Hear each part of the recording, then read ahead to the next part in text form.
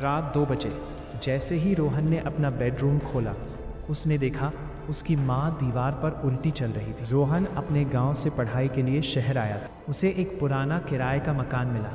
सस्ता था, लेकिन आसपास के लोग उस घर को देखकर अजीब तरह से चुप हो जाते थे। पहली रात सब ठीक था, लेकिन ठीक 2:13 AM ऊपर वाली मंजिल से किसी के दौड़ने की आवाज़ आने लगी। ठक ठक ठक ठक। रोहन ने सोचा शायद कोई बच्चा होगा, लेकिन अचानक आवाज़ बंद हो गई और तभी उसके कमरे के बाहर किसी ने धीरे से कहा, रोहन दरवाज़ा खोल। रोहन डर गया, क्योंकि शहर में उसे उसके नाम से कोई जानता ही नहीं था। उसने धीरे से दरवाजे के नीचे देखा। बाहर किसी के पैर दिखाई दे रहे थे, लेकिन वो पैर उल्टे थे। रोहन पीछे हट गया। फिर अचानक कमरे की लाइट अपने आप बंद हो, पूरा कमरा अंधेरे में डूब गया। मोबाइल की फ्लैशलाइट ऑन करते ही दीवार पर किसी औरत की परछाई दिखी।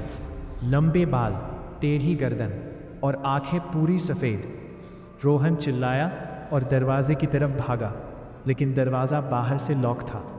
तभी कमरे के कोने से बच्चे के रोने की आवाज़ आने लगी। मम्मी, मुझे बाहर निकालो। रोहन कांपते हुए कोने में गया। वहाँ एक पुरानी लकड़ी की अलमारी थी। आवाज़ उसी के अंदर से आ रही थी। जैसे ही उसने अलमारी खोली, अंदर एक छोटा बच्चा बैठा था, जिसका चेहरा पूरी तरह जला हुआ था। बच्चे ने धीरे से कहा, मेरी मम्मी अभी भी इस घर में है। अचानक पीछे से किसी ने रोहन के कंधे पर हाथ रखा। रोहन ने पीछे मुड़कर देखा। वही औरत दीवार पर उल्टी खड़ी थी और उसके मुंह से सिर्फ एक बात निकली, अब तू भी यही रहेगा।